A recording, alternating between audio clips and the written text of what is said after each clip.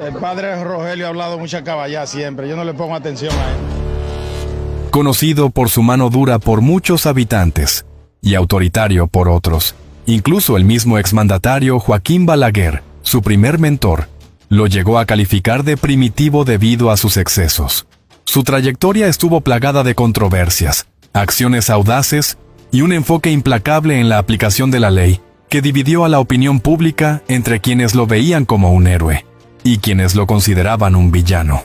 Candelier ascendió en las filas militares hasta convertirse en una de las figuras más influyentes del país. Su reputación comenzó a forjarse en la década de 1990 cuando, bajo el mandato del presidente Joaquín Balaguer, fue designado como director general de Foresta. Allí, no perdió tiempo en demostrar su mano dura.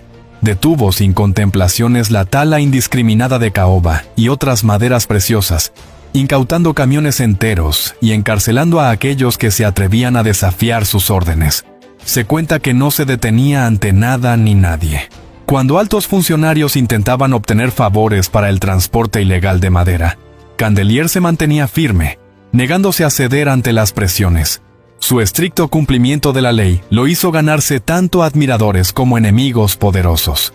Uno de los episodios más sonados fue su choque con el influyente empresario vegano Pedro A. Rivera. Candelier le dio un ultimátum. Tenía 3 meses para solucionar la contaminación que su empresa vertía en el río Camus. Rivera, acostumbrado a mover hilos en las altas esferas, contactó directamente al presidente Balaguer, esperando una intervención a su favor. Sin embargo, la respuesta de Candelier al llamado presidencial fue contundente. Con todo respeto, señor presidente, usted es el presidente de la República y yo de Foresta. Si usted quiere eximir a Pedro Rivera de la ley, le entrego mi cargo inmediatamente, porque nadie debe estar por encima de la ley, sea rico o pobre. Esta audacia dejó atónitos a muchos. Al final, Rivera logró una extensión a 6 meses, pero el mensaje fue claro. Candelier no temía enfrentarse a nadie en su misión de hacer cumplir la ley. Durante su gestión como director general de Foresta, Candelier estaba decidido a detener la deforestación y la producción ilegal de carbón vegetal, prácticas que amenazaban los recursos naturales del país. Se decía que sobrevolaba las zonas rurales en helicóptero, vigilando activamente las actividades ilegales. En una ocasión, Candelier avistó a un campesino en plena actividad de transporte de carbón ilegal. Descendió del helicóptero y confrontó al hombre. «No puedes seguir sacando carbón de aquí, está prohibido. Soy el director de Foresta», le advirtió con firmeza. El campesino, con evidente preocupación, respondió: «¿Quiere que me muera de hambre? ¿Cómo voy a sostener a mi familia?». Candelier mantuvo su posición. «No sé si te vas a morir de hambre, pero te estoy diciendo que no vuelvas a sacar carbón». Tras este intercambio, Candelier regresó al helicóptero y continuó su recorrido. Sin embargo, al poco tiempo, al sobrevolar nuevamente la zona, observó al mismo campesino transportando otro saco de carbón en su burro. Decidido a tomar medidas más drásticas, descendió de nuevo. Para evitar un enfrentamiento directo con el hombre, tomó una decisión extrema. Roció combustible sobre el burro. «Ahora veremos cómo transportarás el carbón sin tu burro», dijo, dejando claro el mensaje. En Azua, campesinos de la Loma El Curro afirmaban que fueron atados con alambres de púas y obligados a abandonar sus tierras.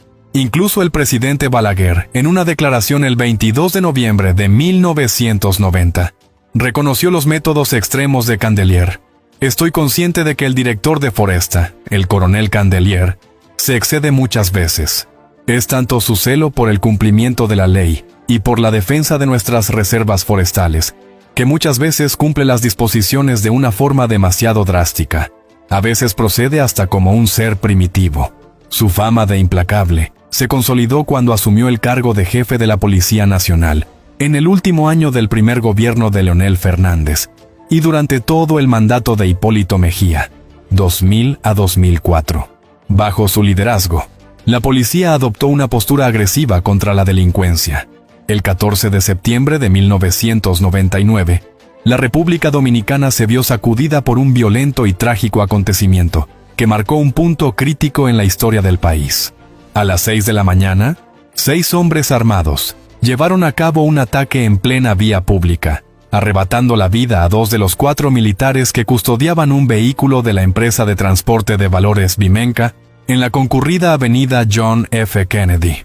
El botín del asalto ascendió a $1.800.000 pesos y más de $72.000, una cifra que, en ese momento, aumentó aún más la sensación de inseguridad que ya arropaba a la nación. Este hecho, que paralizó a la sociedad dominicana, no fue un incidente aislado, sino parte de una ola de violencia y criminalidad que caracterizó al turbulento 1999. En ese año, los titulares de los periódicos estaban llenos de noticias de robos a mano armada y asesinatos, lo que generaba un ambiente de miedo e incertidumbre entre los ciudadanos. Ante este panorama, el gobierno del entonces presidente designó al general Pedro de Jesús Candelier como jefe de la Policía Nacional, conocido por su enfoque de mano dura contra la delincuencia. Bajo su mando, se desató una ofensiva sin precedentes contra los delincuentes, lo que provocó críticas por parte de organizaciones de derechos humanos, pero a su vez fue celebrado por una ciudadanía desesperada por la paz. En otro episodio que alimentó su reputación de mano dura, se cuenta que Candelier recibió amenazas de un individuo que desafiaba su autoridad. En lugar de delegar la situación a sus subordinados, decidió encargarse personalmente. Pilotando su helicóptero, localizó al hombre en cuestión. Sin esperar refuerzos, aterrizó y confrontó directamente al sospechoso. Sin mediar muchas palabras, le propinó 2 galletas, mostrando su descontento por las amenazas recibidas. Acto seguido, lo esposó y, en una escena digna de una película, lo aseguró al helicóptero. Este suceso amplió la leyenda de Candelier como un funcionario que no dudaba en tomar acciones directas, y a veces, fuera de los protocolos convencionales, para hacer cumplir la ley. Los intercambios de disparos se volvieron comunes, y los titulares de los periódicos se llenaban con noticias de presuntos delincuentes abatidos. Según datos de la Comisión Nacional de los Derechos Humanos, CNDH, entre 1997 y agosto de 2012, unas 4.069 personas murieron a manos de la Policía Nacional.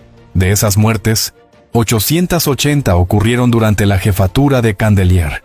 Las organizaciones de derechos humanos nacionales e internacionales alzaron la voz, denunciando ejecuciones extrajudiciales y torturas en los cuarteles policiales. El clima de temor y tensión era palpable.